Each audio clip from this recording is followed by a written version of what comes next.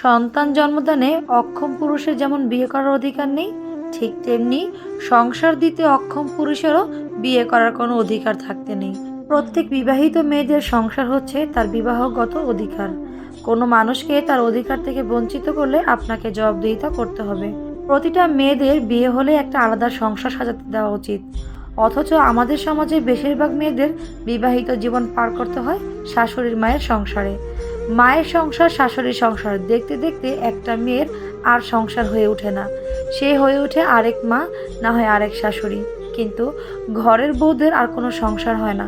এভাবেই কেটে যায় বছরের পর বছর। কেউ কেন চায় না আমি জানি না।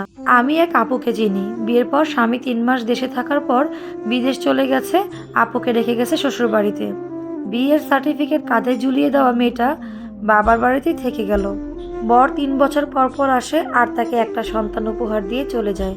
12 বছরের বিবাহিত জীবনে সে 3 সন্তানের মা হয়, অথচ তার নিজের কোনো সংসার হয় না। সে ভ্রাম্যমান জীবনযাপন করে, কিছুদিন বাবার বাড়ি, কিছুদিন শ্বশুর বাড়ি, কিছুদিন বোনের বাড়ি। ভাইয়ের বাড়ি এসে অধিকার ফলালে ভাইয়ের বোর মন খারাপ, শ্বশুর বাড়ি এসে অধিকার ফলালে জায়ের মন খারাপ। সে শিকড়বিহীন পরগাছার মতো এক ডাল থেকে আরেক ডাল ছুটে বেড়ায়। তার সব হয়, অথচ সংসারটাই হয় না। শাশুড়ি মায়েদের সংসারে মেয়েদের কত কিছু নেই, সবচেয়ে বড় কথা তাদের একটা সংসার নেই। অথচ সংসারের প্রধান উপকরণ স্বামী ও সন্তান সবই আছে। নিজের সংসারের শখের জিনিসপত্র কিনতে পারার যে আনন্দে, সংসারের প্রয়োজনীয় জিনিস অপছন্দ হলে যে বেদনা, যে কখনো কিনতে পারেনি বা যার কখনো কেনার প্রয়োজন হয়নি, সেই নির্মল আনন্দ থেকে, পরিচ্ছন্ন বেদনা থেকে বঞ্চিত হয়। হয়তো ভাবছেন সংসার গঠনের প্রধান হাতিয়ার স্বামী আছে, সন্তান আছে, তাহলে সংসার নেই কেন?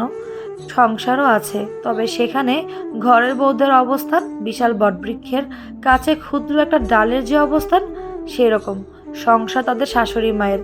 ইনশাল্লাহ আমি যদি কখনো পুত্র সন্তানের জননী হই, যখনই পুত্রের বিয়ে হবে তখনই আলাদা করে দিব, খুব কাছেই রাখবো, কিন্তু সব আলাদা সংসার হবে।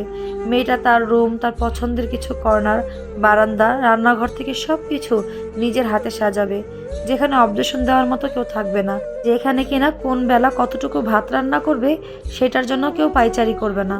দিন শেষে সবাই একা, তাই যে যার মতো ভালো থাকুক, একা থাকুক। কেন আমাদের অন্যের লাইফে ইন্টারফেয়ার করা লাগবে? কেন আমাদের অন্যের উপর ডিপেন্ডেন্ট হওয়া লাগবে? কবরে আমাদের একা যেতে হবে, তাই আমল করুন, মানুষের সাথে ভালো ব্যবহার করুন, অন্যের থেকে আশা ছেড়ে দিন।